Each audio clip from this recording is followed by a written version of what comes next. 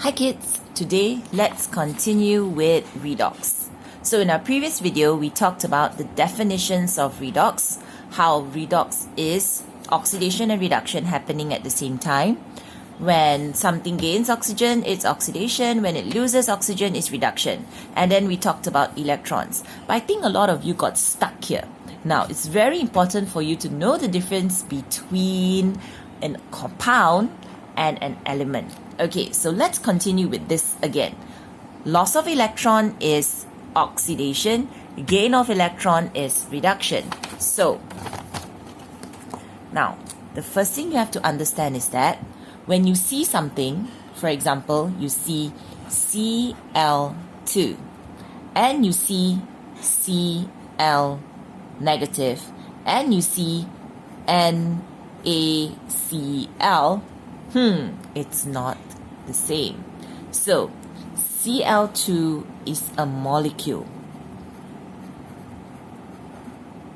It is also an element. Cl negative is an ion, okay, and in NaCl, it is an ionic compound. So because it is an ionic compound, do you think it would have ions or would it have a molecule? So of course in an ionic compound, it will have ions. So the Cl in NaCl is a Cl negative ion. So therefore, when you see this equation,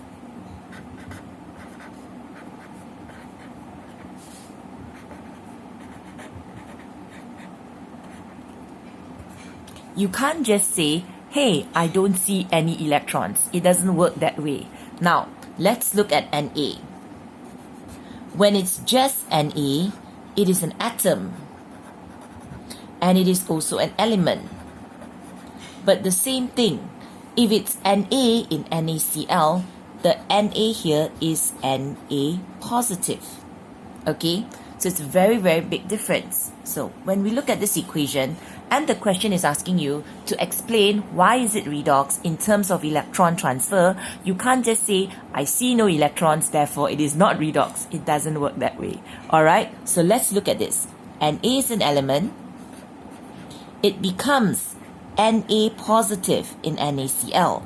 From an element to a positive ion, it must have lost electron. So because it has lost electron, this is oxidation. Okay, remember, electrons at the back is release or loss of electron. Okay, now let's look at the second one, Cl. Over here, Cl2 is an element. In order to become Cl negative, which is in NaCl, it must have gained electrons. So let's look at this. Cl2 has become Cl negative. This is obviously a negative ion, so it has gained electron. Okay, so therefore, this reaction is reduction. So, these are known as half equations. Only half equations can show you whether something is an oxidation or a reduction. A complete chemical equation will always be redox. So this equation is a half equation showing you oxidation. This equation is a half equation showing you reduction. And this whole thing is a chemical equation that is showing you redox. Okay? Now, let's try another example. Now, let's look at this one.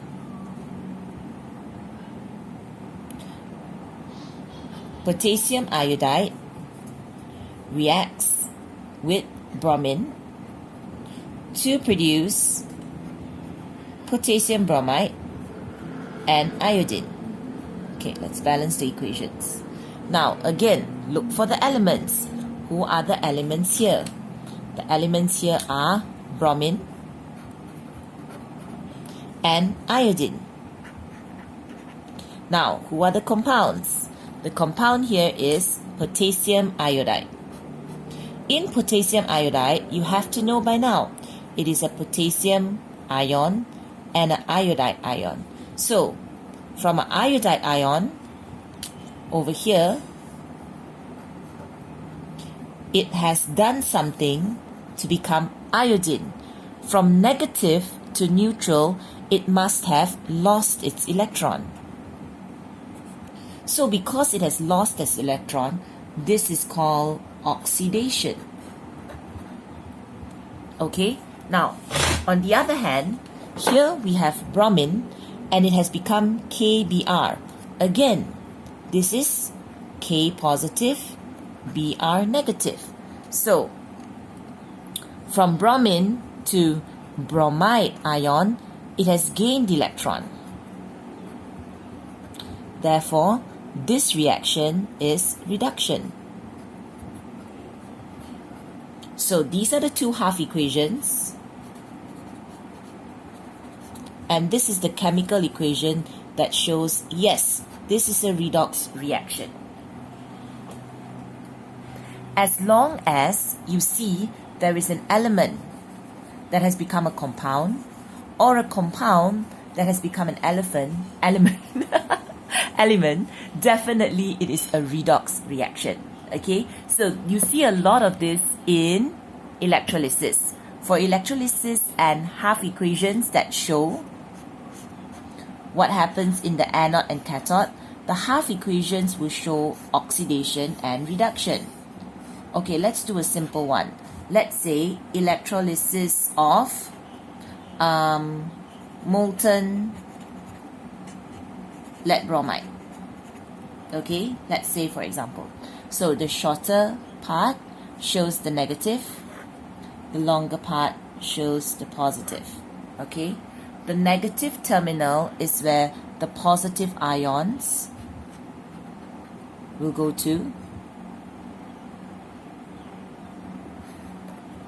and the positive terminal is where the negative ions will go to. So positive ions go to the negative, negative ions go to the positive. So the positive ions are called cat ions, and the cat ions will go to the negative cathode. The negative ions are called anions, and the anions will go to the positive anode. Okay, now this word anode is very, very, very important. Anode is always where oxidation occurs. So the bromide ion will go there to release electrons, and this releasing electron is oxidation.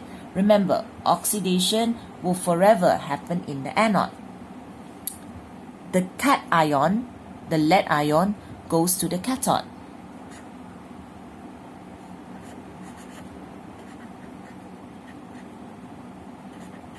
And at the cathode, it receives electron and undergoes reduction. So remember, reduction always happens at the cathode. Okay? So this is a redox reaction. Okay? This is a redox reaction where there is oxidation and there is reduction. We'll talk more about redox in our next videos. See you!